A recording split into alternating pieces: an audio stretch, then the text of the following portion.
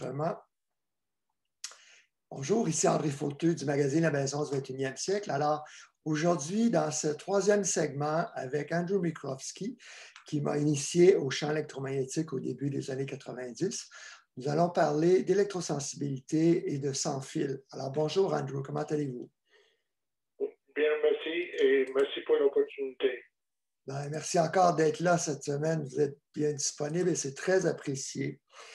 Alors, l'électro-hypersensibilité, l'OMS, l'Organisation mondiale de la santé, en 2005, disait que les symptômes sont réels, mais que rien ne prouve que les champs électromagnétiques déclenchent ces symptômes. Pourtant, il y a un médecin allemand dès 1932 qui nommait la maladie des micro-ondes ou des ondes radio en nommant ces symptômes neurologiques, cardiaques, etc. Parlez-moi un peu, qu'est-ce que vous voyez, vous, au 21e siècle? Est-ce que c'est vraiment des symptômes déclenchés par les ondes? Oui, c'est-à-dire que c'est arrivé au point pour certains individus qui essaient de comprendre ce qui leur arrive, qui peuvent même sentir, et avec grande précision, que je peux toujours affirmer avec des instruments, même des choses qui ne sont pas visibles, par exemple un tour cellulaire derrière une montagne, non? Ouais. Ça, c'est quand même remarquable à l'horizon. Et indiquer le point dans le de, est-ce que c'est nord-ouest ou nord-est, des trucs comme ça. Non?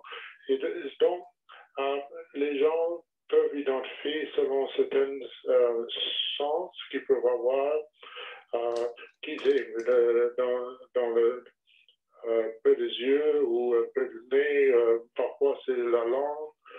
Ils peuvent même détecter certaines caractéristiques de ce que le gène. Et ce qu'ils peuvent sentir souvent, pas toujours, souvent très faible à la fin, mais distinct. C'est-à-dire, si on utilise un instrument, on voit qu'il y a littéralement une formation de faisceau, par exemple, que la personne détecte. Ce n'est pas quelque chose de vague, grosso modo, tel angle, il y a telle chose, c'est très précis, disons, dans l'arc de vision. Non? Alors, ça, j'ai reconnu ça et j'ai dû, à plusieurs reprises, pour des personnes qui allaient pour être envoyées pour des soins psychiatriques, des énoncés pour dire, mais ce que la personne sent est vrai, ce n'est pas une question mentale. Hein, oui. Parce qu'effectivement, ce n'est pas une maladie reconnue par l'OMS, donc le Collège des médecins du Québec même va taper sur la tête des médecins qui posent ce diagnostic-là. Donc, la majorité des médecins disent que c'est psychosomatique, n'est-ce pas? Oui, mais le problème, le défi pour le moment, comme on dirait, M. Macron dirait le challenge du moment, Ouais. c'est qu'il est officiellement considéré par différents ordres médicaux qu'une telle chose n'existe pas, qu'il n'existe pas de maladie environnementale, que tout est à la fin chimique ou physique, physique dans le sens que la médecine l'interprète. Alors, c'est que il y a encore des instructions qui sont suivies des amendes et de persécutions, si vous voulez, de médecins qui devaient oser dire autrement. Alors, le citoyen est face à une situation quand il se dit qu'il n'a pas de recours, il est toujours vu comme quelqu'un d'aliéné à la société.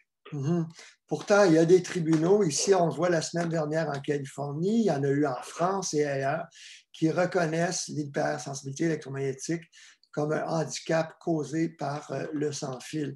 Donc, ça progresse tranquillement, mais effectivement... Oui, on progresse, mais il y a toujours une réticence. C'est un peu comme a dit un fameux physiciste, Max Planck, la science ne progresse pas qu'avec la mort des physiciens, non? Ouais. Alors, juste quand il y a une pensée collective dirigée par une personnalité très respectée, il n'y a rien à faire. Il faut attendre que une génération suivante la fasse. Ouais. Alors, c'est très difficile parce que j'ai connu aussi un cas d'un médecin, Dr. Kropp, En Ontario. d'origine polonaise, qui est venu au Canada dans les années 50, qui a été foutu dehors de l'ordre médical d'Ontario. Il ne pouvait plus pratiquer parce qu'il disait qu'il y avait des problèmes environnementaux. Je ne parle même pas des choses électromagnétiques, mais seulement pour dire qu'il y a des toxins, par exemple, chimiques, comme l'essence, le benzine ou quoi, et autres, et il s'était défendu de le dire.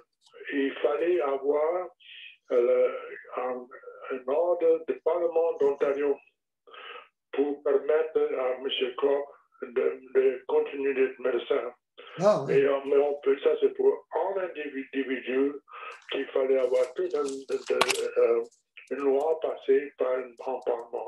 Alors, ça c'est extrême. Parce que ici, vous montrez la situation d'un cours en Californie, je pense. Ça ne peut pas être adéquat pour changer les choses. Et peu importe si la majorité des médecins sont d'accord, ils ne peuvent rien faire. Et ici, ils devaient prescrire quelque chose qui démontrait qu'ils réagissent à ça. Tout de suite, c'est noté dans le système qu'un tel médecin a donné, par exemple, des vitamines ou quelque chose de thyroïde. En effet, le symptôme le plus fort médicalement plus commun, ce sont les perturbances de thyroïde, parce que les champs électromagnétiques agissent sur la production d'hormones thyroïdiennes. Ah ouais. OK. Ici, j'ai également un article qui vient de paraître. C'est le Centre national de cancer de la Corée du Sud qui vient de citer une étude, une revue de la littérature qui montre que le risque de gliome, le cancer du cerveau le plus mortel, augmente avec 17 minutes d'exposition sur 10 ans. 17 minutes par jour d'exposition au cellulaire du même côté de la tête. Alors, c'est intéressant parce que c'est le pays de Samsung qui reconnaît le risque de cancer. Alors, peut-être que ça va faire réfléchir certaines personnes, mais il y a même ici l'Académie nationale des sciences, ingénierie et médecine des États-Unis qui, en décembre, reconnaissait que les diplomates américains à l'étranger, comme à Cuba ou en Chine ou à Moscou, leurs symptômes étaient bel et bien, fort probablement, en tout cas, c'est déclenché par les histoire des ambassades, j'avais, mes collègues et moi, nous avons analysé cette situation et on a compris que ce qui est arrivé à Havana et aussi à Guangzhou, Canton, c'est un phénomène très intéressant. Ce n'est pas qu'il y a des émissions particulières qui axent les diplomates, c'est que la superficie de l'ambassade américaine à Havana, par exemple, est faite d'une certaine pierre qui, quand il y a les appareils d'observation canadiens ou américains, le faisceau frappe cette superficie et ça crée une autre fréquence qui est très dérange beaucoup le physique de la personne. Alors, c'est ce genre de situation particulière. Et à Guangzhou, il y a une pierre dans les différences, un granit dans ces cas-là, qui aussi réagissent avec une autre série de fréquences quand il y a des faisceaux de micro-ondes. Très intéressant. C'est la première fois que j'entends parler de ça. Pouvez-vous m'envoyer un document là-dessus? Oui, j'ai déjà vous ai envoyé. C'était l'analyse faite par Cyril Smith que j'ai envoyé à peu près 1 année et demie à vous. OK. Cyril Smith. Oui, si jamais vous ne l'avez pas loin, ça serait apprécié parce que je ne m'en souviens pas. On parlait des matériaux. C'est la superficie Havana est construite avec, je ne sais pas comment dire en français, sandstone, une pierre semblable à ce qui est à Paris. Pierre de sable? Oui. OK. Alors, qu'est-ce qu'on peut faire maintenant? Vous voulez poser une question maintenant? Autre? Oui. Alors, vous avez parlé de la thyroïde. si on parle, juste pour terminer, au niveau de l'hypersensibilité, j'ai à peu près 250 diapos. Ce serait important de mentionner que les militaires le reconnaissent depuis les années 60. Ici, c'est le rapport Dodge de la Marine américaine. Les mêmes symptômes. Quand j'ai présenté ça à la Santé publique de Québec, ils m'ont répondu que, ah oui, mais les militaires étaient beaucoup plus exposés avec les radars à des micro-ondes que les gens qui utilisent le Wi-Fi, par exemple. Qu'est-ce que vous répondez à cela? Attends, je n'ai pas compris ce que vous avez dit. Avec un radar, c'est plus fort qu'avec Wi-Fi? C'est ça que vous voulez dire? Oui, oui, que les militaires Oui, étaient plus importants. Beaucoup. J'ai recevé même dans les années 50 des rapports des années 50 par mes collègues militaires américains de problèmes qu'il y avait dans les bases. Il y avait aussi un autre phénomène qui n'était pas mentionné publiquement, que quand il y avait des lignes de haute tension qui passaient près de bases militaires américaines, les lignes de haute tension réfléchissaient et réagissaient au radar de la base. Ils créaient un problème supplémentaire. Alors, et jusqu'au point que parfois même, au point de vue de, comment dit-on, la réception de radar, c'est-à-dire ça ruinait aussi le radar, mais ça affectait les êtres, ça interférait, si vous voulez, le radar. Mais il y a aussi l'effet sur les membres dans les de base, non? Alors ça, c'est, oui, c'était déjà connu et un gros problème chez le militaire. Mais ce que je veux savoir, excusez-moi, oui. Mais ce que je veux savoir, c'est les enfants dans les écoles, on me dit des fois que les routeurs Wi-Fi dans les classes, parfois sont très puissants. Est-ce que l'exposition des enfants peut ressembler à ce que les opérateurs de radar recevaient comme exposition? Oui, je dirais c'est pire parce que les radars habituellement tournent, non? Ils font le cercle. Donc, la pulsation des radars est chaque, disons, 10 secondes, 12 secondes, 6 secondes, ça dépend de la vitesse de rotation dans les aéroports, non? Et aussi, pour répondre à votre question intérieure, je ne dirais pas que le radar est plus fort que les téléphones cellulaires dans certaines conditions ou le routeur. Je dirais que c'est, à part d'être plus continu, etc., c'est parfois plus fort de ce qu'on porte près de la tête. Mais il faut aussi comprendre que le radar n'utilise qu'une bande de fréquence, tandis que nous, quand beaucoup des appareils qu'il y a dans les écoles ou l'environnement des classes, il y a plusieurs choses qui se passent et en plus de ça, dans la classe et toutes les choses qu'il y a dans la classe, il y a le ricochettement des signaux. Alors, il peut y avoir des régions de classe qui sont plus intenses que d'autres. Ça fait des points chauds. Pas seulement parce qu'il y a évident visionnement, non parce qu'on est près d'un appareil, etc., mais par le ricochettement qui se fait par les fenêtres, par les plafonds, les différentes choses métalliques ou conducteurs ou quoi. Oui, ça réfléchit. Ça réfléchit et concentre les ondes dans des points chauds. Ça fait des points chauds. Ici, je montre en l'an 2000 les pays nordiques européens qui ont reconnu l'hypersensibilité électromagnétique en l'an 2000, comme quoi les symptômes disparaissent dans les environnements non électriques. Alors, c'est ça, c'est très important, le fait que quand on enlève une chose, les symptômes disparaissent. Et ça, c'est, au fond, on prend scientifiquement, c'est très fort, ça.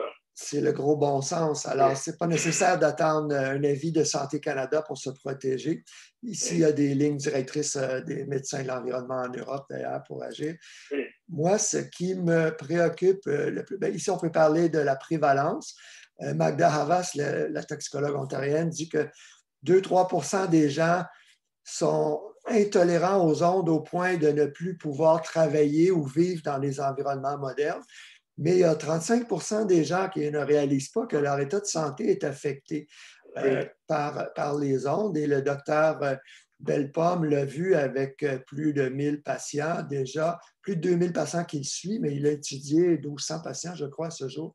Et ce qu'il me disait, c'est qu'il ne faut pas attendre que la phase d'état se déclenche. Alors, la minute qu'on a des maux de tête, des acouphènes, troubles de sensibilité de la peau, problèmes de concentration et d'attention, de mémoire, il ne faut pas attendre d'avoir la triade insomnie, fatigue et dépression, parce que là, il y a vraiment une atteinte fonctionnelle sérieuse du système nerveux central et c'est beaucoup plus difficile de s'en remettre si on attend de se rendre là. Donc, lui, il est très inquiet pour l'Alzheimer, entre autres, et les autres maladies neurodégénératives. Donc, il dit aux gens que c'est très important de réduire son exposition la minute qu'on a des acouphènes. Je suis absolument d'accord. M.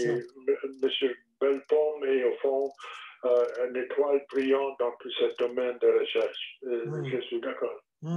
Et je suis d'accord aussi avec ce que vous avez constaté, que bien que, disons, grosso modo, 3% de la population souffre sérieusement de hypersensibilité, c'est vraiment vers le 35%. Je dirais que le seul, grosso modo, de gens qui sont vraiment hypersensibles, qui se rendent compte indirectement, pas par exemple indirectement, c'est qu'ils doivent pas si bien ou ils sentent des mots physiques, mais ne savent pas pourquoi ils peuvent penser que c'est quelque chose qu'ils ont mangé, mais pas micro-ondes, non.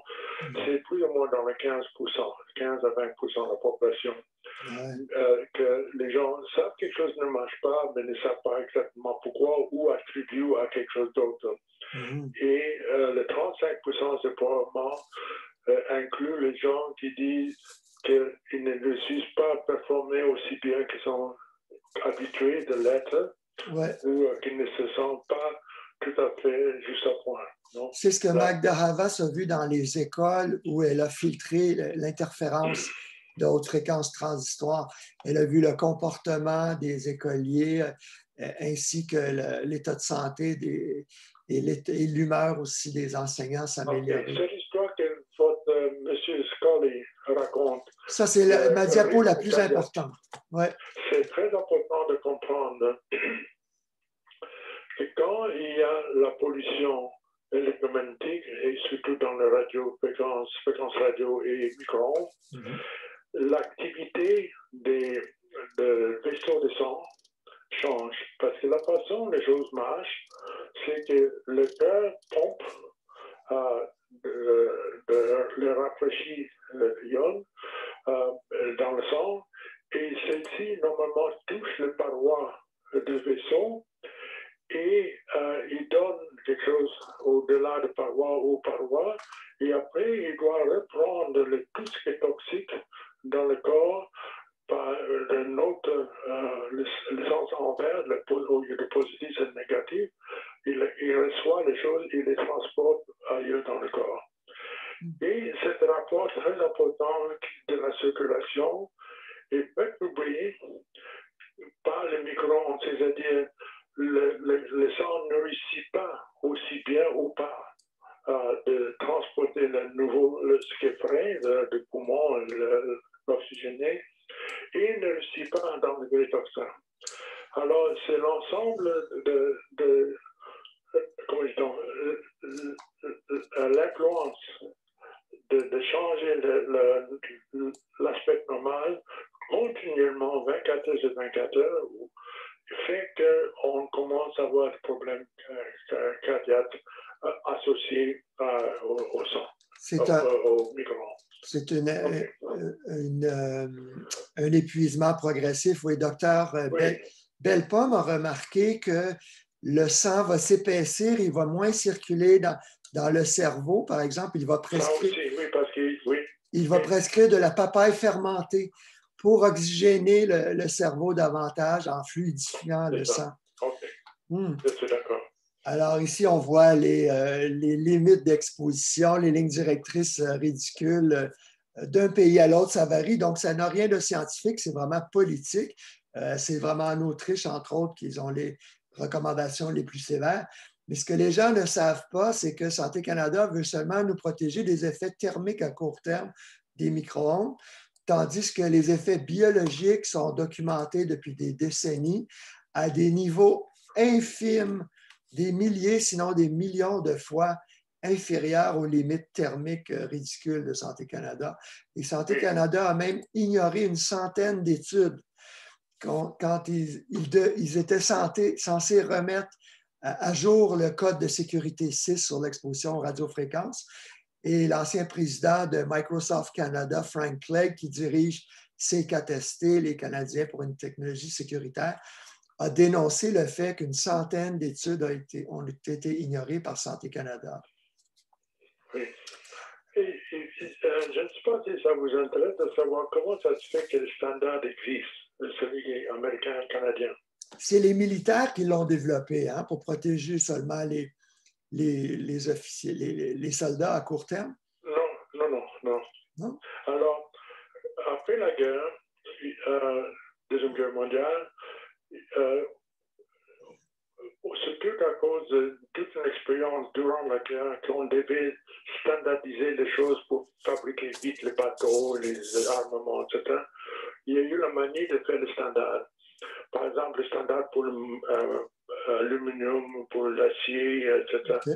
Okay. Et après la guerre, quelqu'un s'est posé la question, mais il faut avoir le standard pour les champs électromagnétiques.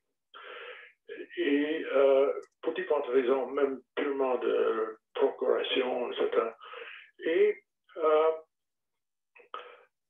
il n'y avait personne qu'on peut identifier. Le militaire ne réussissait pas à identifier personne aux États-Unis capable de même aborder le sujet.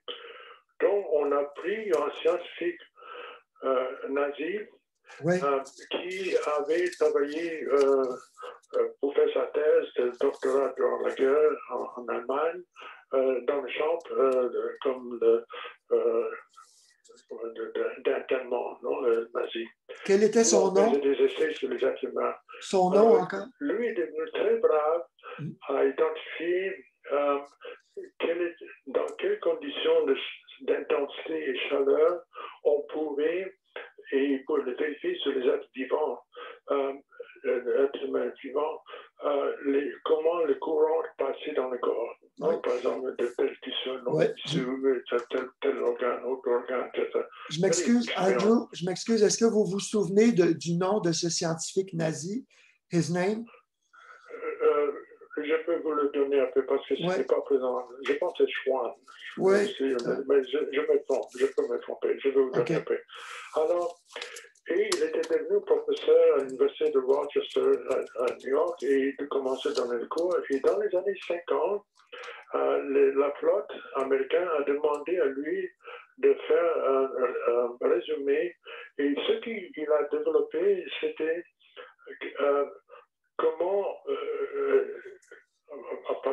pour reculer, tout ce qu'il a vu exigeait un effet thermique, non? Il fallait avoir une certaine intensité de chaleur pour pouvoir faire, par exemple, qu'un courant bouge d'une telle façon par l'autre du corps, etc.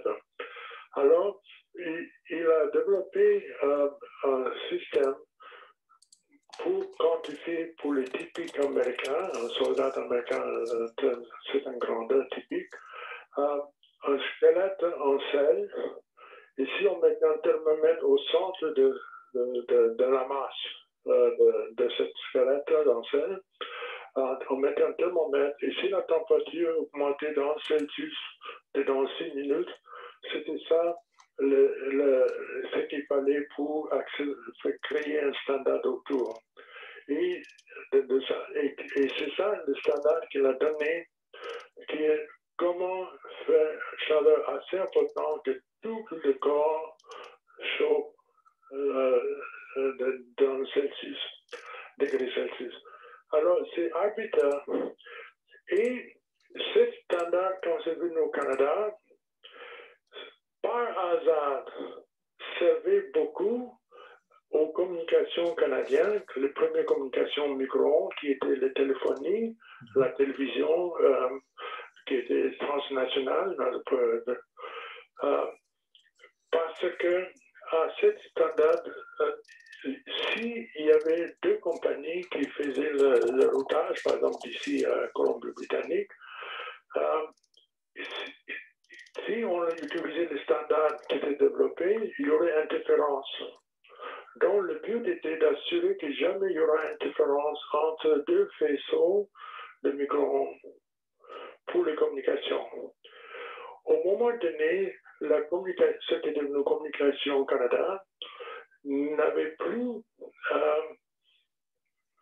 la régie, si vous voulez, sur cette fréquence, et c'était donné au Santé Canada. Alors, quelque chose qui a, aux yeux du Canada, qui a servi pour les télécommunications, soudainement est devenu une règle pour la santé.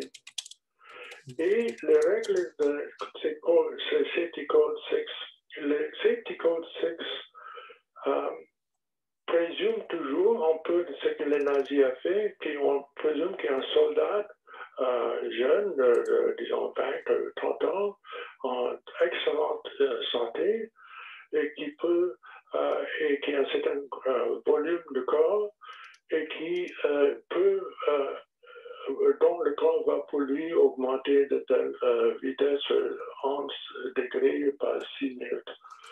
Et donc, c'était ce qui était à la télécommunication, maintenant était devenu encore thermique, c'est le overlap, ce que les Américains faisaient dans les 50, avec télécommunication est devenu maintenant pour la santé, et certes seulement pour toute personne qui travaille pour le gouvernement du Canada.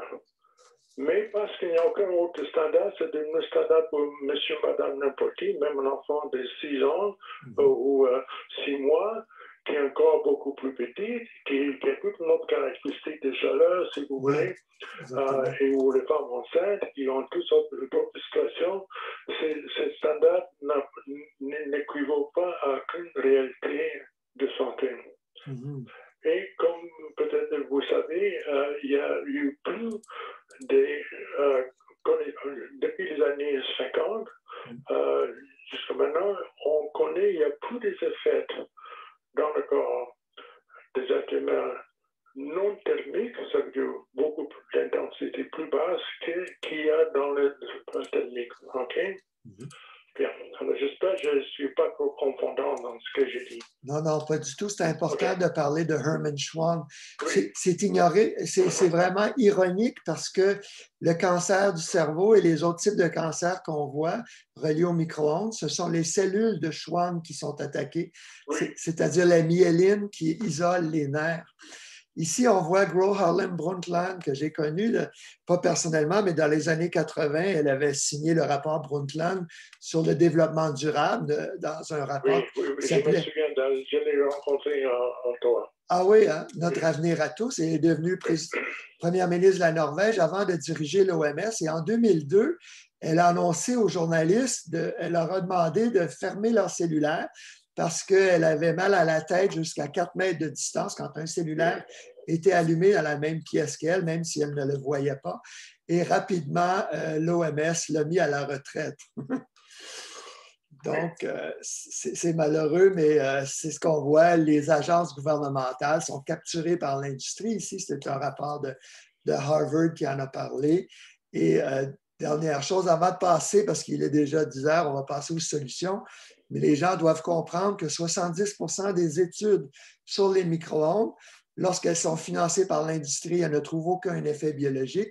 Et quand ce sont des études indépendantes, c'est l'inverse. On trouve bel et bien des effets biologiques. Je vais vous donner une information pour M. Lai.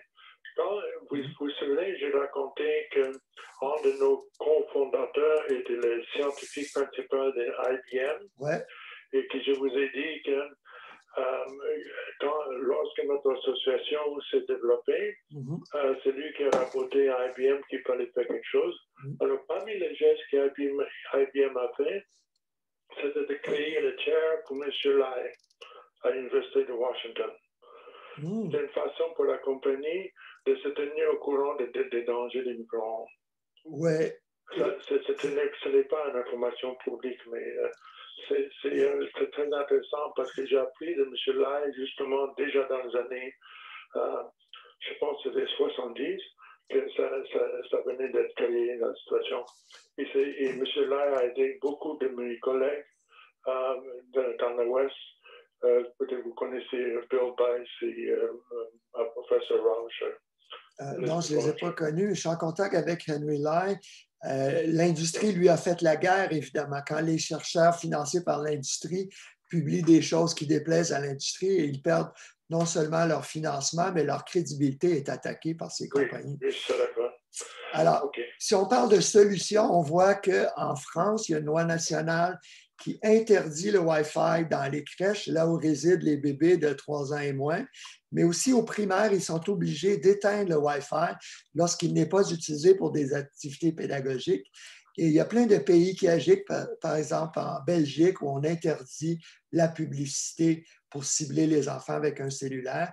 Et tout récemment, en Russie, je suis en contact avec Oleg Grigoriev, le chef de la radioprotection, qui interdit le Wi-Fi et le cellulaire. Au début, il déconseillait, mais maintenant, durant la pandémie, ils viennent d'interdire le cellulaire et le Wi-Fi pour l'éducation, l'enseignement à distance à la maison. Donc, ça bouge beaucoup dans le monde et je recommande aux gens d'aller sur le site de l'Environmental Health Trust, ehtrust.org, où on a toutes les politiques à travers le monde. Et il y a même Victoriaville au Québec qui subventionne l'inspection électromagnétique. Alors, parlons un peu des solutions parce que c'est un peu comme avec les changements climatiques.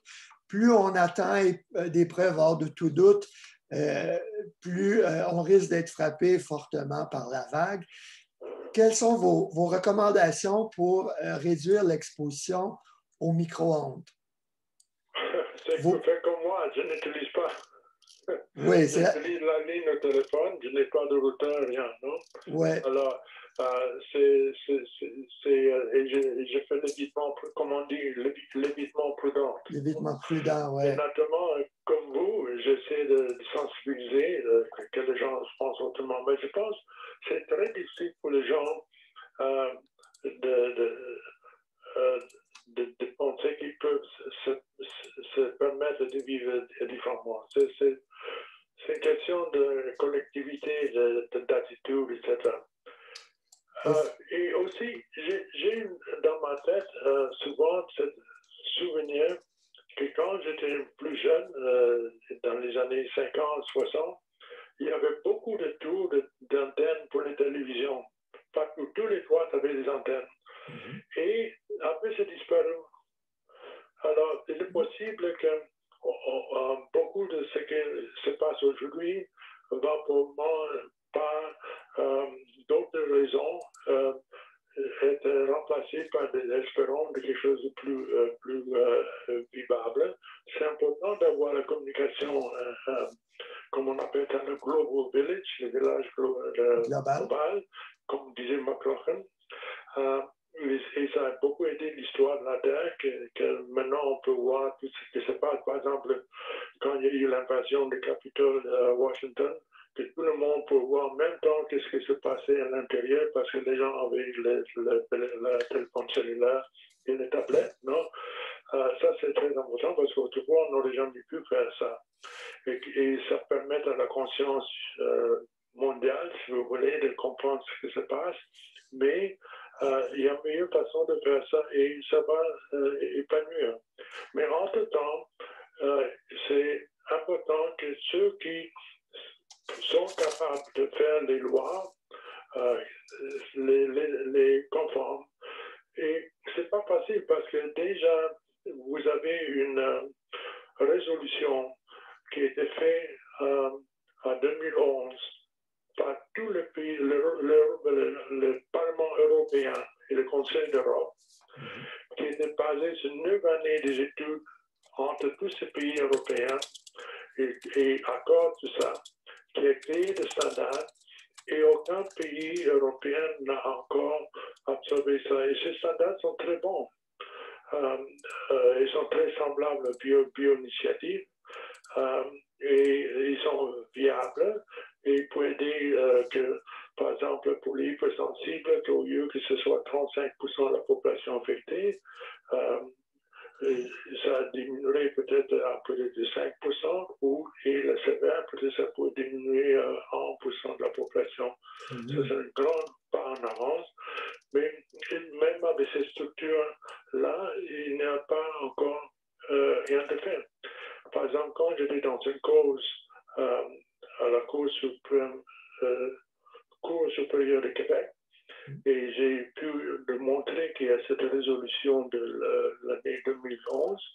Hydro-Québec a fini par dire mais ce n'est pas adopté par les pays européens. Oui, le Conseil. C'est accepté, mais ça n'a pas de force en vigueur de loi. Ben, c'est ça. J'ai rencontré en Belgique Jean Hus, le député, qui a proposé cette résolution au Conseil d'Europe, qui est un organisme qui conseille l'Union européenne.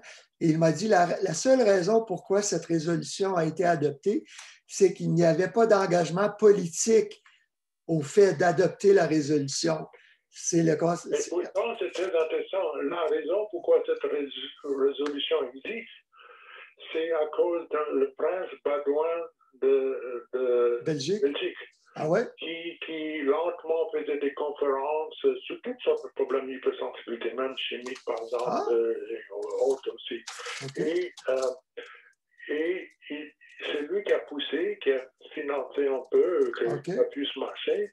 Okay. Et lentement, ça crée assez de politiciens, qu'un membre du Parlement, de créer une commission qui a étudié plusieurs années très, très calmement. Et bien, il a fait, c'est adopté par encore d'autres membres Parlement.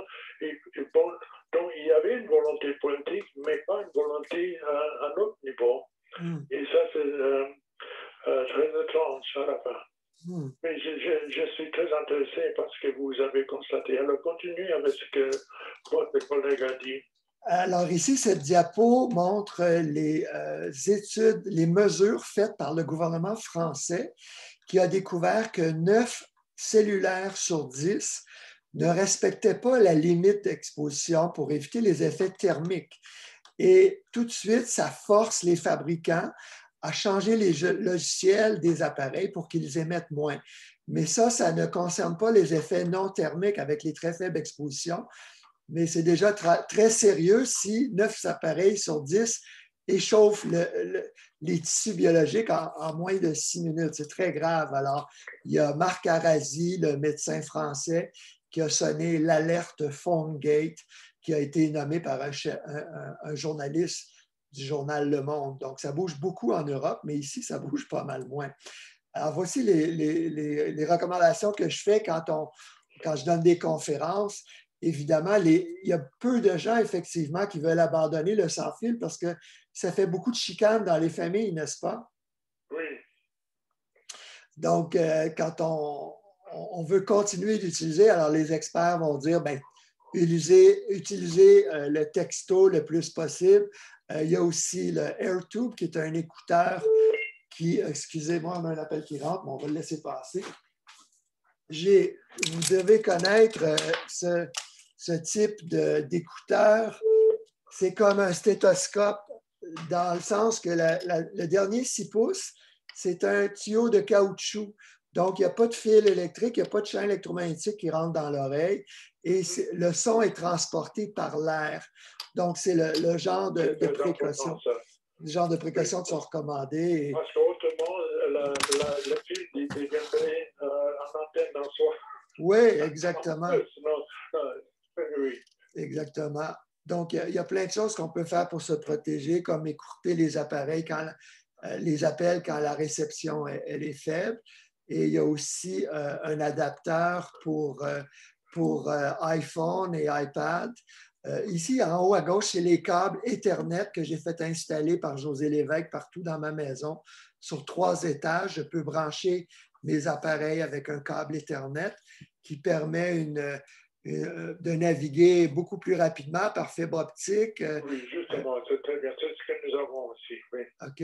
Et ce que les gens ne savent pas, c'est que le petit adapteur ici, Lightning vers Ethernet, permet de naviguer avec une tablette ou même un cellulaire, pas de faire d'appel téléphonique, mais de naviguer sans utiliser le Wi-Fi. Les gens pensent qu'ils sont obligés d'utiliser le Wi-Fi tout le temps, mais ce n'est vraiment pas nécessaire. Mais j'aimerais vous demander, Andrew, Oui. pour les gens qui ont réduit dans leur maison, mais qui travaillent dans des environnements au bureau où il y a du Wi-Fi partout, comment peuvent-ils se protéger au bureau si les employeurs imposent le Wi-Fi?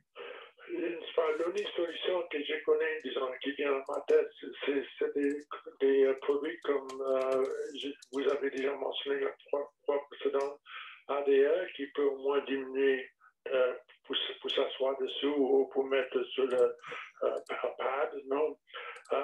Et au moins qu'on réduit les champs près de soi, non? Okay. Et il existe aussi certains dispositifs qu'on peut porter sur soi, qui sont parfois très bien, parfois non, et c'est pour aider la personne. Mm-hmm. Il y a aussi la technologie russe, ERS, qui est extraordinaire, qui change la nature de la polarisation des ondes qui viennent du téléphone cellulaire. C'est les ERS. Je vais vous envoyer l'information sur ça. Quel est le nom de ce produit-là? Oui, ADR, c'est une chose. Oui, et l'autre s'appelle comment? ERS, A-I-R-E-S. C'est un produit russe qui était originalement fait pour le militaire russe. OK. C'est ça. On le voit ici. Okay. Et c'est vraiment incroyable. Cette carte que vous voyez est fait avec incisé avec des lignes qui sont en micron. Ce sont très très petits. Et ce design, j'ai déjà testé ça avec des appareils que j'ai ici, ça littéralement change la nature de tout ce qui passe près de ce petit dispositif. Et ça enlève la polarisation dont j'ai mentionné plus tôt. Oui, la RS. Alors, vous pouvez acheter directement dans la compagnie qui est dans maintenant. Out of stock. C'est tellement populaire qu'il n'y en a plus. Mais ils ont d'autres. Il y a différentes RS. Il y a pour la chambre, pour le...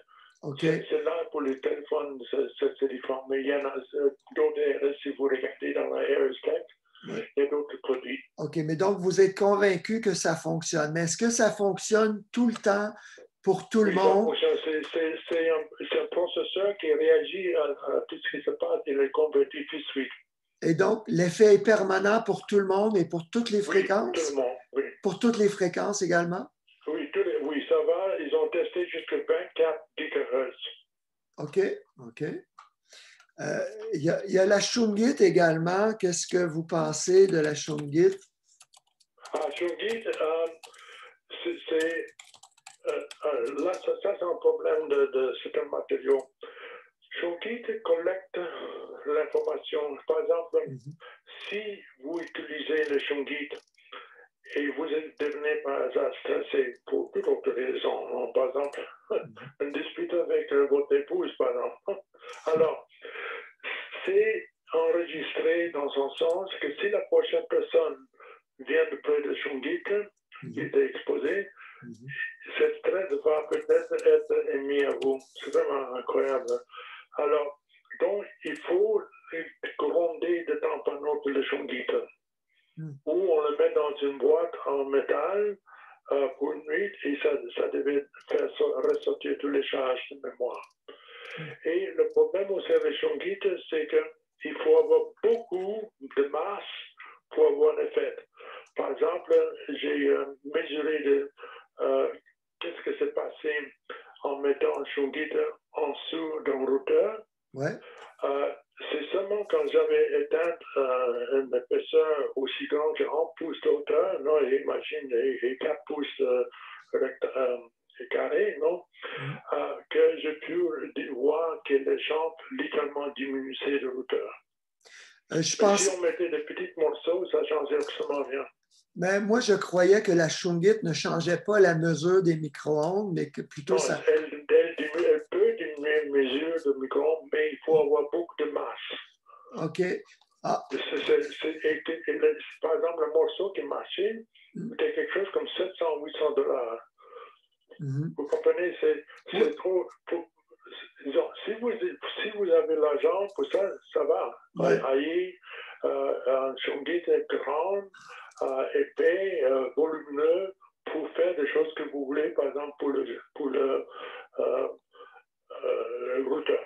Mais si vous n'avez pas l'argent, inutile d'acheter une petite chose qui ne va rien faire à la fin, ne sera pas si puissante ou potente, si vous voulez, de vous aider. Ça ne vaut pas la peine. Oui. Vous comprenez l'énigme? Absolument. C'est toujours moins cher et plus efficace de réduire à la source l'exposition parce que plus le champ est intense, plus ça prend de la shungite pour avoir un effet. Oui. Oui, OK. Mais l'effet existe. C'est pas qu'ils n'existent pas. Non? Oui, c'est une pierre russe utilisée. Le shungite, c'est très intéressant comment le shungite est devenu connu. Durant la Première Guerre mondiale, le tsar de la Russie Pierre le Grand avait entendu parler de shungite. Ils ont donné à tout soldat pour mettre dans le bouteille d'eau qu'ils avaient pour la bataille parce qu'ils enlevaient toutes les bactéries. Oui. Je sais. C'est bon. Wikipédia en parle ici, oui. Pierre Legrand, non, c'est connu effectivement. Donc, on a toujours dit qu'il faut réduire à la source avant tout et les protections, c'est comme un dernier recours si on ne peut pas éliminer complètement, c'est ça, l'exposition. Oui. OK. Mais la technologie russe est vraiment extraordinaire. Et elle a d'autres applications aussi. Moi, je pense que les ordinateurs du futur seront basés sur la technologie de cette ARS, parce qu'il y a le Pro, ça c'est comme un petit ordinateur. Ils peuvent faire beaucoup plus que les ordinateurs d'aujourd'hui si on saurait l'utiliser. C'est vraiment une grande avance pour la science et on ne sait pas jusqu'où ça va aller. OK. Alors, je me souviens quand j'ai lancé la maison du 21e siècle, vous m'aviez parlé des claviers d'ordinateur EMX. Je crois que c'était Honeywell qui avait acheté la technologie et ces claviers émettaient une onde qui rendait inoffensive la pollution électromagnétique. EMX Keyboard, vous vous souvenez? Attends, j'ai entendu répéter ça, je m'excuse. Est-ce que c'est vous qui m'aviez parlé des claviers d'ordinateur oui, clavier, oui, OK. EMX, EMX Keyboard? Ah oui. Oui, c'est bien. Est-ce que ça existe encore? Non, mais j'en ai parlé dans... Alors là, l'idée c'était une bonne idée à la fin, c'était de faire, au fond, les Russes font quelque chose de semblable. C'était de créer le white noise, non? Ouais. S'il y a un signal qui dit A, B, C, alors il y aura C, B, A, non? L'envers. Ouais. Alors, ça annule beaucoup de champs, non, littéralement. Alors, et ils ont créé un bruit simplement, bruit en onde de forme, en même temps que quelque chose se passe et ça peut annuler. Mais je ne sais pas si cette technologie pourrait encore servir aujourd'hui parce que les ordinateurs ont changé beaucoup. Tout le pattern, surtout pour le 5G où il y aura de communication entre toutes sortes de choses, est-ce qu'il n'y a pas de trop de signaux qu'on devait annuler en même temps? C'est un des problèmes aussi. Ce n'est pas connu, mais je l'ai déjà vécu et je connais quelques scientifiques qui ont étudié ça. Il est possible que ça sera un gros problème dans le futur, surtout quand il y aura 5G, qu'il y aura tellement plus de communication, tellement plus de satellites et toutes ces choses-là, plus d'antennes, que de temps en autre, il peut y avoir une surcharge de signaux par mètre cube. Et qu'à un moment donné, rien marche. NetCube, c'est quoi NetCube? Cubic. How many signals there can be per cubic meter? OK, un signal harmonique. Dans un espace trois-dimensionnel, par exemple, vous imaginez une boîte, non, une boîte. Ouais.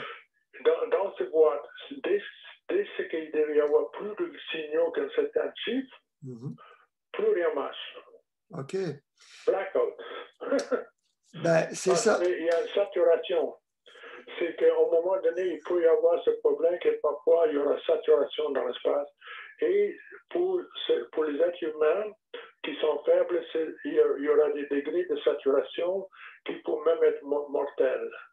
J'ai déjà observé ça quand il y a eu un satellite Endeavour, il y a quelques décennies, qui volait autour de la Terre. Il y avait une grosse antenne, je pense presque 100 mètres de longueur. Sur la navette spatiale. D'un côté à l'autre, il y avait des signaux d'ampleur, non? Et qui essaient de voir qu'est-ce qu'il y avait en dessous de la Terre. Alors, les deux signaux ont fait que la Terre répondait avec des milliards de signaux de retour. Et il y avait, chaque fois que ce satellite volait autour d'une certaine région, des gens mouraient. Des gens de bonne santé. Et ça m'a été rapporté quand mon médecin, moi, à l'époque, a dit, André, mais qu'est-ce qui est arrivé dimanche dernier? 3 de mes patients, un peu âgés, ils étaient dans les 70-80, en très bonne santé, sont morts en marchant.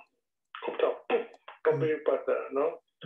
Alors, j'ai demandé qu'est-ce que à mes collègues qui observaient tous les satellites et tout ça en Arizona, qu'est-ce qui est arrivé à Ottawa telle heure, tel jour? Alors, ils ont regardé et c'était le moment que le satellite Endeavour était par-dessus Ottawa et qui faisait cette réaction pour faire la cartographie, si vous voulez, souterraine de ce qu'il y avait ici. Et après, on a analysé les statistiques de mortalité aux États-Unis. Et durant la période que ce satellite marchait par-dessus aux États-Unis, il y a eu au moins une augmentation de 3000 personnes qui sont décédées. Au-delà de taux de mortalité historique. C'est inquiétant ce que vous dites là. Évidemment, on ne peut pas le prouver, mais non, mais ça montre. Mais au fond, le problème est, ça semble que ce n'était pas l'intensité des ondes, non. C'était le nombre de signaux. C'est la réponse de la Terre. En effet, tout ça est venu à ma conscience. C'est que mes collègues en Arizona, quand ils faisaient sur 24 heures sur 24 heures l'analyse mondiale de la situation électromagnétique, le probe ont sauté. Et juste avant qu'ils ont sauté, c'était qu'ils voyaient tellement de signaux de réseau, c'était incroyable. Dans de milliers de signaux dans différentes fréquences, par exemple 2.1, 2.2, 2.3, et après jusqu'à un milliard de points quelque chose. C'était trop pour les instruments, ils sont littéralement sautés. D'ailleurs, les gens ignorent qu'un cellulaire peut utiliser une centaine de fréquences différentes. OK. Alors, l'antenne parabole, qu'est-ce que vous voulez savoir? Ça, c'est chez vous, j'imagine. Ça, c'était chez moi aujourd'hui. Et avec une jolie couche de sucre. Oui, mais là, je n'ai plus d'antenne parce que j'ai la fibre optique depuis quelques mois. Oui. Et je crois que c'est vous qui m'aviez expliqué que la réception pour Bell au niveau de la télévision, ce n'était pas dangereux. Mais pour ExploreNet, c'était des hautes fréquences millimétriques comme la 5G du 26,5. Oui, elle inclut déjà le 5G. C'est dans les 90 GHz. Oui. Ben, moi, ça allait jusqu'à 40 GHz. Et à un moment donné, pendant quelques années, le satellite avait changé et l'angle faisait qu'on a dû mettre l'antenne ExploreNet à côté de la fenêtre de la salle de bain, juste derrière. Et là, j'ai un ami qui m'a dit de ne pas envoyer de courriel ni de naviguer sur Internet quand ma femme était dans la toilette pour pas qu'elle reçoive ses micro-ondes parce que l'antenne était comme à 3 pieds du bol de toilette. Alors, je suis très content qu'aujourd'hui, on n'ait plus ça. Mais quand on était derrière la soucoupe, ça rebondissait et ça ne rentrait pas dans la maison. C'est pas très rassurant, tout ça. Évidemment, les gouvernements, l'industrie nous disent que c'est sans danger. Mais qu'est-ce qu'on peut dire sur les ondes millimétriques? Qu'est-ce qui est connu comme risque? Attends, je n'ai pas compris la dernière partie de votre phrase pour répondre, je m'excuse. Quels sont les risques pour la santé des ondes millimétriques? Là, dans cette fréquence-là, non, pas celui-là. Je dois tenter ce que je réponds. Alors, j'ai oublié maintenant, dans les 20 GHz, ce n'est pas exactement Explorer, il y a des réactions pour l'oxygène et l'hydrogène. Pour l'eau, pardon, et l'oxygène. On peut osciller les atomes. Et ça, c'est un inconnu. Qu'est-ce que ça signifie? J'ai aucune idée. J'ai demandé que les gens observent ça, on ne sait pas. Mais un des caractéristiques, que plus haut est la fréquence, moins d'énergie il faut pour faire une certaine intensité. Vous comprenez? Moins d'énergie. Par exemple, si... en fait, ça prend plus d'énergie avec les hautes fréquences. Non, ça fait moins d'énergie pour faire un effet avec les 90 GHz. Pour un effet biologique. Que, par exemple, avec 1 GHz. Mais les longueurs d'onde deviennent très, très petites et cette petitesse, je ne sais pas qu'est-ce que ça peut signifier. C'est que ça va faire osciller les cellules ou est-ce que ça veut osciller les membranes des cellules? Est-ce que ça fait osciller les fluides entre les membranes? C'est encore pas vraiment étudié parce que les gens étudient surtout les fréquences plus, je ne sais pas, jusqu'à plus ou moins 24, 25 GHz, mais pas dans les 90 autant que je sache. Oui. Et la pénétration est très différente. Par exemple, si on utilise les fréquences comme ExploreNet, on approche les fréquences où on peut voir à travers le mur les êtres humains, non? Les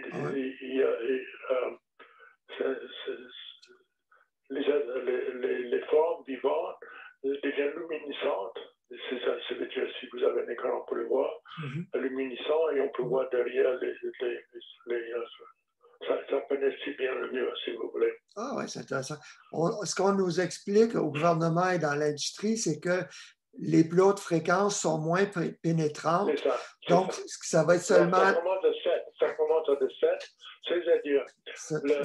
Ah oui, c'est ça. Il y a 450 000 MHz, mais l'autre partie, de 7.1 et plus, il y a différentes bandes et chaque bande sert à quelque chose. Par exemple, pourquoi les 450? Parce que 450, c'est la fréquence utilisée pour les filtres, comment on appelle ça, les lecteurs d'eau, non? Ouais. Tandis que le Smart Meter, c'est 900 quelque chose jusqu'à 1.2 GHz. Donc, il faut avoir pour le 5G, 5G est l'Internet des choses, ce n'est pas l'Internet de personne. Donc, si vous voulez, de n'importe où dans la Terre, connaître qu'est-ce qui se passe, par exemple, dans cette image que vous voyez, dans n'importe quelle région, dans l'hôpital, dans les voitures, le réseau d'électricité ou les pompes d'eau, etc. Tout ça peut être saisi sur un écran comme un ensemble des informations. Ça permet de l'interchangeabilité de différents logiciels, différentes fréquences, et qu'on peut faire, par exemple, si on veut, à distance, fermer une pompe dans un réservoir à quelques centaines de kilomètres, on peut le faire avec 5G. Ou si on veut ajouter un peu de poudre de fluorine à quelque part à distance, on peut le faire parce que donc dans votre ordinateur qui travaille avec un certain logiciel, avec une certaine série de fréquences, on peut faire fermer ou ouvrir ou changer ce qui arrive dans le réservoir d'eau. Alors, c'est ça la 5G. Mais on n'est pas arrivé à ce 5G encore. Il n'y a pas encore toute la parfaite communication entre les choses. Et vous voyez que ce qui arrive, même dans un endroit comme Texas, qu'on n'a pas pu résoudre le problème qu'on aurait pu théoriquement avec 5G, parce qu'il n'y a pas encore le réseautage pour le faire. L'infrastructure, si vous voulez. OK. Ouais. Donc, c'est certain qu'on ne peut pas retourner en arrière. La technologie va continuer d'évoluer. Mais ce qui préoccupe les médecins, c'est que maintenant, on met les antennes devant les maisons, parfois à quelques pieds des fenêtres des maisons. Il y a beaucoup de médecins et même de pays qui disent qu'on devrait peut-être attendre avant de déployer les réseaux 5G. Oui, justement. Ici c'est le gouvernement suisse. On ne peut pas se lancer si facilement pour n'importe quel enthousiasme, si vous voulez, financier. Non? Mm-hmm. Et il semble que ce n'est pas seulement la peau qui va être affectée. Le chercheur Igor Beyalaev me disait que les glandes sudoripares dans la peau, c'est la sueur, il y a de l'eau et ça communique avec même au niveau des méridiens de l'acupuncture. Donc, ça connecte directement avec les organes et le système immunitaire. Donc là encore, on sait déjà que les antennes 3G et 5G ont des effets sur la santé. 2G, 3G et 4G qui vont demeurer, elles ne vont pas être éliminées. Donc là, on rajoute la 5G qui fait des faisceaux beaucoup plus concentrés. Mais concentrés aussi, les 5G vont exiger plus d'énergie et un des problèmes pour les standards, que la pression est que lorsque nous avons parlé il y a quelque temps, ça serait bien qu'il y aurait des lois, de nouveaux standards. Déjà, pour faire marcher le 5G comme les gens voudraient le faire, on devrait rendre moins bon les standards parce que l'intensité va augmenter. Oui, ils ne sont pas capables de respecter les limites thermiques. Technologiquement, les gens qui travaillent le plus fort sur ça sont les Suédois. Ouais. Ils ne réussissent pas encore à faire que ça puisse être moins fort que les standards déjà existants. Donc, ça fait risquer que près des antennes de toutes sortes, parce qu'il y a différents genres d'antennes, il peut y avoir déjà les effets thermiques. On littéralement va augmenter la température des êtres humains. Oui, il y a des gens. Moi, une journée, il y a une personne qui m'a dit que la peau lui chauffait à 1 kilomètre des antennes. Et je n'ai pas cru ça. Et ensuite, j'ai lu là-dessus et il semble qu'il y a des gens qui peuvent ressentir à 1 kilomètre des antennes 3G et 4G. C'est incroyable. Mais là, on va mettre des antennes. On commence à 60 pieds des fenêtres, par exemple, qu'on voit ici. Ça va diminuer la valeur des maisons également, ces antennes-là. Oui, et avec 5G, parce que les longueurs d'onde sont différentes, on sera obligé de faire les antennes dans les maisons même. Donc, déjà, si je me souviens bien, aux États-Unis, le FCC va permettre qu'on construise des antennes, littéralement de vraies antennes importantes, majeures, pas comme des routeurs, sur les toits de maisons. Sur les toits des maisons, parce que c'est important que pour que 5G marche, que des bonnes antennes soient à l'intérieur des espaces. Quand, par exemple, on dit parce que les ondes millimétriques. Avec 5G, tout est plus vite. Un instant, je veux juste expliquer, c'est parce que les ondes millimétriques, les plus hautes fréquences pénètrent moins les matériaux, c'est ça? C'est ça. Alors, par exemple, si on utilise aujourd'hui, je ne sais pas si on réglait ça, mais c'est un problème il y a déjà quelques mois. Si on utilise un téléphone cellulaire 5G, ça peut marcher très bien dans la rue. Non, vous avez toute votre vie, etc. Dès que vous rentrez dans un édifice, dès que vous rentrez par la porte, tout va aller plus lentement. Parce que il n'y a pas d'antenne à l'intérieur. Donc, ça va obliger, les gens vont se plaindre, non?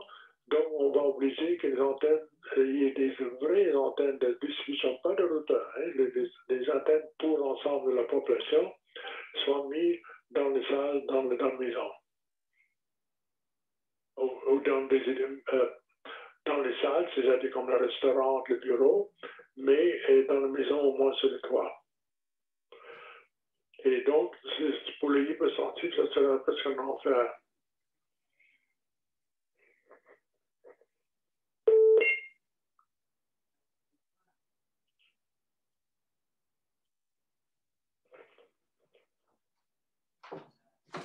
Allô? Oui, excusez-moi, je Oui, suis oui. de retour. Vous êtes parti. OK. Est-ce que vous avez entendu? OK.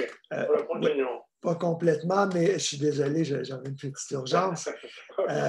Là, qu'est-ce que vous pensez des matériaux pour blinder, comme les pare-vapeurs d'aluminium, etc.? Alors, le problème, il y a une difficulté avec la peinture. Je pense que c'est grâce à vous que j'ai eu une fois une analyse faite par une maison près de Parc Mont-Royal. Et c'était une maison où il y avait de la peinture partout. Et j'étais très surpris de voir que, et c'est une grande maison, je pense une maison de 1500, presque 2000 mètres carrés, OK, très grand, 3 étages, 3 niveaux. Et j'ai remarqué que dans une bonne partie de la maison, à cause de le design de forme, non, ça n'a pas diminué les chambres de dehors, de micro-ondes. Et ça a créé d'autres phénomènes. C'était la première fois que je l'ai vu, mais après j'ai vu depuis ailleurs, que certaines fenêtres, à cause de ricochettement créé à l'intérieur, La réflexion. On peut voir, parce que c'était l'hiver, on peut voir un faisceau de micro-ondes à travers la fenêtre, comme un grand cercle de condensation. Donc, ça signifie que soit de l'intérieur ou de l'extérieur, la maison est renforcée, focalisée, amplifiée, rentrée par autre moyen. Oui, c'est ce que Robert Steller explique ici. Ces produits-là doivent être appliqués avec des professionnels en faisant des mesures avant et après l'application parce qu'on peut créer des effets de réflexion et d'amplification. Oui. Et donc, aussi, il y a un problème qui est off-gassing. On peut, par exemple, il y avait un bébé là-bas, et, pas bébé, un petit enfant, je pense. Il avait marché un peu à peine. Okay? Et donc, l'enfant veut toucher la peinture. Et c'est quand même aussi quand même collant. La première fois que j'ai entendu parler de ce matériau, c'était dans une base navale américaine à Norfolk, Virginia, et où il y avait sous-marin au perron, tout rempli de ces peintures. Et j'ai entendu une anecdote, un marin disait, nous en avons marre de ça, parce que leur peinture est épais de quelque chose comme un pouce, non? C'est collant comme tout, non? C'est comme gooey, non? Il ne faut jamais toucher cette superficie du bateau parce que c'est collant, c'est énervant comme tout. Ça reste, ils en ont mis tellement épais que ça n'a pas séché. Surtout qu'il n'y a pas d'échangeur d'air dans un sous-marin. Mais effectivement, ce que j'ai appris, c'est que souvent, les beaux biologistes aux États-Unis m'ont dit que ces peintures-là, au lieu de les appliquer sur les 4 murs, on va les mettre sur le mur où il y a le plus d'entrées de micro-ondes pour blinder, mais pour permettre la sortie par d'autres surfaces. C'est intéressant. Oui. Et au niveau des COV, les composés organiques volatiles, ben, toutes les peintures industrielles en émettent. L'important, c'est de bien ventiler durant l'application, évidemment. Et il faut les mettre à la terre aussi. Donc, c'est pour ça qu'il faut le faire avec un professionnel qui mesure et qui sait ce qu'il fait. Il faut vraiment attentif. Et pour moi, on peut faire des formes et donner, etc. Alors, on appelle ça le baldaquin. Baldaquin, oui, donc c'est le tissu. Alors, le problème avec baldaquin, et qui heureusement n'existe pas avec le produit polonais à cause de la nature du tissu, c'est qu'au moment donné, surtout pour les gens sensibles, pour les autres, peut-être qu'ils ne sentiront rien, les gens vont sentir qu'il y a quelque chose dans les parois on dit baldaquin. Oui, c'est un tissu argenté. C'est énervant parce que c'est comme si, ce n'est pas vraiment électrostatique, mais c'est comme si c'était électrostatique et aussi magnostatique. Et quand on passe à travers, les gens peuvent sentir comme si ils ont franchi quelque chose de pas sympathique. Oui, Donc, ben, ça peut devenir agaçant. Et je ne sais pas qu'est-ce qu'on peut proposer pour ça. Est-ce que les gens, s'ils ont déjà le baldaquin, est-ce qu'ils devaient le secouer un peu de tamponneau pour ouvrir, etc., rafraîchir, mettre au soleil? Je ne connais pas la réponse pour quoi faire, oui, je ne sais pas. pour enlever l'irritation. Tout ce que je sais, c'est que c'est un tissu de coton argenté et avec du cuivre également qui va bel et bien réfléchir. On le voit ici. Nextop a fait des mesures qui démontrent que c'est vraiment réduit. Mais effectivement, c'est comme une cage de Faraday autour du lit. Ce que j'ai appris, c'est qu'il y a des gens que c'est leur dernier recours, c'est la seule chose qui leur permet de ne pas déménager d'un logement, Oui, ça, je comprends. de pouvoir dormir. Donc, ils vont bel et bien récupérer la nuit grâce au baldaquin. Mais cette coquille-là, elle est comme électrifiée. Ouais, il ne faut pas la toucher. Mais quand on est dans le lit, on est obligé de sortir, non, rentrer, sortir. Oui, on va le sentir un peu, mais ça améliore énormément la qualité de vie des gens. On l'a même vu ici avec la Fondation de recherche sur les maladies auto-immunes. Ça a vraiment aidé 90% des participants d'avoir un petit sleeping cap avec le même genre de tissu qui protège le cerveau durant la nuit. Ça fait vraiment des résultats extraordinaires. Moi, j'ai soupçonne une solution, et ça, j'ai fait ça à partir des recherches qui étaient faites pour d'autres raisons dans les années 40 et 50 et 60. C'est que si on utilisait le soie, et avec l'argent, dans ce cas-là, d'accord, peut-être le soie serait compatible aux êtres humains. Oui, davantage, effectivement. Donc ici, il peut y avoir d'autres matériaux naturels qui aussi peuvent enlever ce problème. OK. Une chose intéressante qu'on a vue, par exemple, avec la shungite, c'est que non seulement ça va rendre les ondes moins bioactives, mais ça va aussi augmenter l'énergie du corps. Et vous êtes en contact avec plein de scientifiques dans le monde. Est-ce qu'il y a des produits naturels, des suppléments comme ceux qu'on montre ici, qui aident particulièrement les électrosensibles? Je pense que vous avez bien indiqué parce que le glutathione est très important. C'est naturel de foie.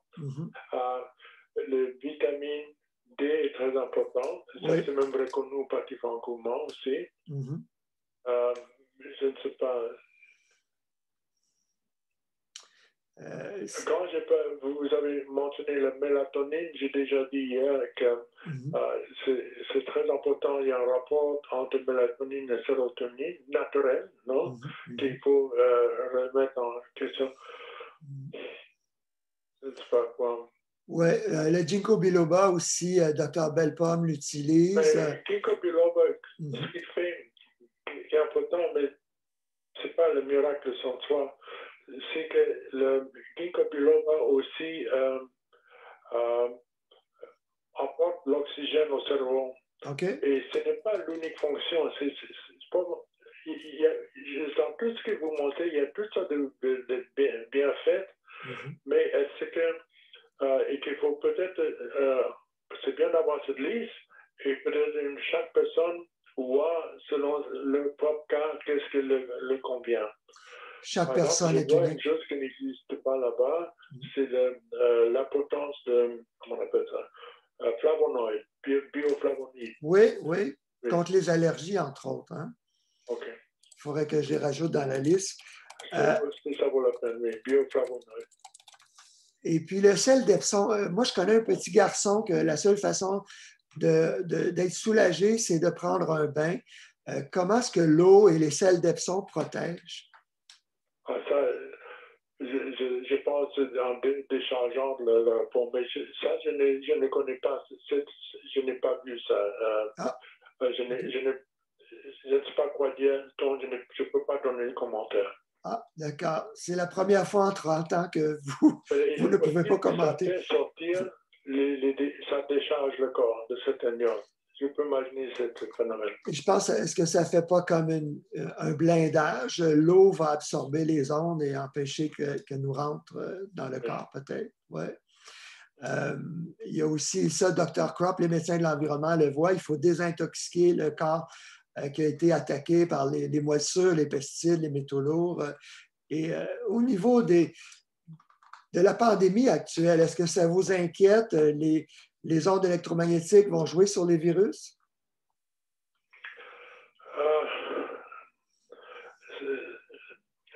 Tout ce que je sais que, et c'est connu depuis les années 80, que l'ADN peut être modifié par le micro-ondes. Mm-hmm. Surtout le RNA. Et est-ce que c'est possible pour des cultures de virus d'être affectés, leur ADN affecté, de façon à créer de nouveaux virus? C'est une chose qui devait tester et vérifier. Mm-hmm. Dans la situation actuelle, surtout quand les gens sont obligés de travailler à l'intérieur, avoir la pollution peut diminuer leur immunité. Ça, c'est un problème, ça aussi. Mm-hmm. OK. Le site que je recommande beaucoup, c'est justement Physicians for Safe Technology. C'est un médecin qui est avec l'Association médicale californienne, Cindy Russell, qui a beaucoup étudié les ondes millimétriques. Et c'est une des choses qui inquiète justement à quel point tous les microbes vont réagir et possiblement agir davantage sur les systèmes immunitaires qui sont affaiblis. Les compteurs intelligents, est-ce que vous avez vu beaucoup de problèmes? Je dirais le compteur intelligent ne devrait pas être mis nulle part près de là où les gens dorment. Ça, c'est la première chose. Près des chambres. Et si on peut mettre dans le garage ou quelque chose dans un endroit qui n'est pas habité, c'est bien. Et j'ai remarqué que dans certaines situations, les compteurs font circuler des micro-ondes dans les filages dans la maison. Ah ouais. Donc, si les gens sont dans une maison très petite, il y a le fil derrière la tête, etc., là et là, il y aura en plus de la pollution de 60 cycles de voltage, il peut y aussi y avoir un flux de micro-ondes qui peut le déranger.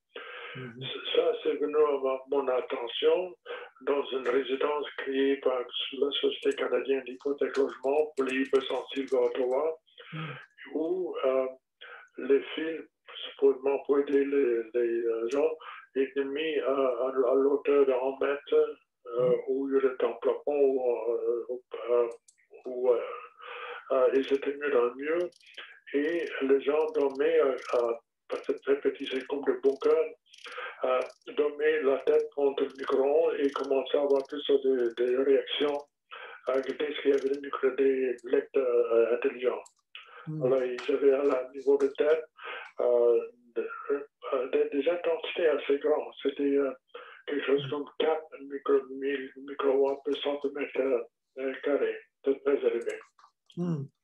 Ce que j'ai appris, c'est que les compteurs intelligents ne sont pas tous pareils. Certains peuvent relayer. Ça, c'est un autre aspect, oui. Certains sont des collecteurs qui vont relayer l'information de jusqu'à 5000 maisons vers le réseau.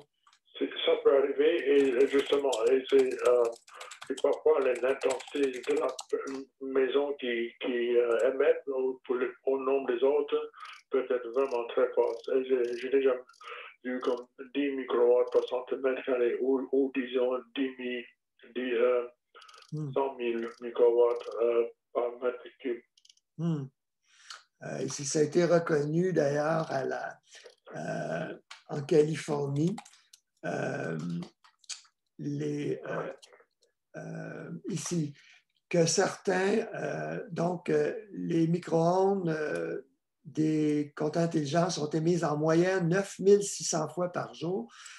mais parfois jusqu'à 190 000 transmissions. Oui, j'ai vu ça aussi. Il y a des Très, très bref. même pas au nombre des autres. Dans un quartier à Toronto, assez normal, ville, mais quand même, genre de faubourg, nos maisons individuelles et duplex. J'ai vu que c'était constant. Donc, alors, il n'y avait même pas de différence entre lecteurs. Et ce n'était pas une maison au nombre des autres, c'était n'importe quelle autre maison. Dans la rue, il y avait 30 maisons et c'est chacun comme ça. C'est vraiment incroyable, continuellement. Donc, il faut vraiment mesurer d'une maison à l'autre pour savoir. Et on peut être dans une maison où c'est une fois par 15 secondes. Oui, ça peut être aux 15 ou 30 secondes. Oui, très intense et très bref. Et ce qui est vraiment intéressant, c'est que Hydro-Québec va seulement tenir compte des émissions moyennes et non des pics d'émissions. Donc, ça va fausser les lectures. Oui, non, parce qu'il ne faut pas oublier que le corps humain, et c'était découvert par l'Institut Hansel de Montréal, à McGill, que le corps réagit instantanément à chaque chose de fréquence radio micro-ondes. Ah oui, c'est instantané. Continuellement. Et il doit continuellement décider dans la demi-seconde quoi faire. Alors, s'il y a quelque chose de nouveau dans le ronde de forme ou informatique, le corps va dire, mais qu'est-ce que c'est ça? Et il va essayer d'analyser dans une demi-seconde quoi faire. Par exemple, le souhait, ou lâcher une hormone, ou faire un barrage de neurotransmission. Il y a toutes sortes de choses que le corps peut faire, mais fait instantanément. Donc, s'il y a une impulsation, et nous ne parlons plus de moyens dans ces cas-là, s'il y a quelque chose qui arrive qui est énigmatique pour le corps, ça crée à la fin, d'une manière ou l'autre, ce que Hansel va appeler un stress. Ça veut dire que c'est quelque chose qui exige plus d'efforts que d'habitude. OK. Oui, c'est préoccupant. Je suis en contact avec Martha Herbert, pédiatre neurologique à Harvard, qui est une experte de l'autisme. Et il y a plusieurs années, elle ne connaissait absolument rien au champ électromagnétique. Et on lui a posé la question s'il y avait un lien avec l'autisme. Et elle a découvert plus de 500 études, je crois, qui montraient que les champs électromagnétiques pouvaient causer le même genre de symptômes qu'on voyait chez les autistes. Et pour les gens qui sont sceptiques, il y a un médecin qui s'appelle Toril Gelter, qui a un protocole qui est très simple, qui consiste à seulement débrancher le sans-fil pendant une semaine ou deux dans la maison. Elle l'a fait avec des autistes, avec des résultats extraordinaires. Mais le problème, c'est que les hommes et les ados vont résister quand la maman veut faire ça. Donc, ce qu'elle recommande, c'est au moins de débrancher le soir et la nuit pour pas qu'il y ait trop de chicanes dans la famille. Et donc, c'est ce que je recommande aux gens, de commencer, si vous êtes sceptique, de débrancher le soir et la nuit le sans-fil dans la maison pour voir si vous avez une amélioration de votre bien-être psychologique et physique. Je pense que ce sera un début, dans le fond, pour les sceptiques. Je n'ai pas compris votre dernière partie de question, pardon. Qu'est-ce que vous recommandez au début aux gens de cesser? Parce qu'il y a tellement de règlements, des choses qu'on peut faire, pas faire, parce que supposément on a droit d'avoir des compteurs différents, non communicants, mais je me demande si les compteurs non communicants sont vraiment non communicants. C'est très difficile pour moi de répondre à ça. C'est une chose imposée, non? Ce n'est pas qu'on a vraiment le choix. Et ce que je ne comprends pas au point de vue économique, c'est pourquoi on a remplacé des lecteurs qui duraient bien des années, 40 à 50 ans dans fiabilité, par quelque chose qui est supposément fiable seulement de 5 à 10 ans. Et beaucoup plus cher à part de ça. Ben, effectivement, ce qu'on voit, c'est que les non-communicants, ils n'émettent pas de micro-ondes pulsées, mais Paul Héroux a vu le physicien de McGill qui enseigne la toxicologie des ondes, a mesuré qu'il y avait comme un beacon signal, un signal très rare qui a été mis par les compteurs non communicants pour dire au réseau, ben, je suis là si jamais vous avez besoin de moi. Donc, les émissions sont très faibles, mais il y a des hypersensibles qui disent réagir aux non communicants. Sauf que c'est beaucoup mieux. La vaste majorité des gens sensibles disent que ça les a aidés. Je suppose que les non-communicants communiquent toujours avec ce qui est à l'intérieur. Parce que l'Hydro-Québec va toujours savoir est-ce que vous utilisez votre réfrigérateur, votre routeur, est-ce que vous utilisez vos lumières ou quoi que ce soit. Il doit toujours capter cette information. Mais ce n'est pas aux 30 secondes comme les communicants, par contre. Mais peut-être non transférente, je ne sais pas d'où. C'est pour moi, au fond, je ne peux pas me répondre, je ne connais pas assez bien. Je m'excuse. Ben, Paul Héroux m'a dit que les non-communicants ne vont pas émettre l'information sur votre consommation électrique, mais ils vont émettre périodiquement un signal au réseau d'hydro pour dire qu'ils sont là, ils sont en attente, en quelque sorte. Ce qui était très intéressant, c'est qu'il y a 2 anciens patrons de la Régie de l'énergie de la Californie qui ont admis que les compteurs communicants pouvaient rendre certaines personnes malades. Ici, c'est la police de la Californie qui a saisi les courriels de Michael Peavy qui a été arrêté, je crois, une autre histoire que les compteurs, mais une question de fraude.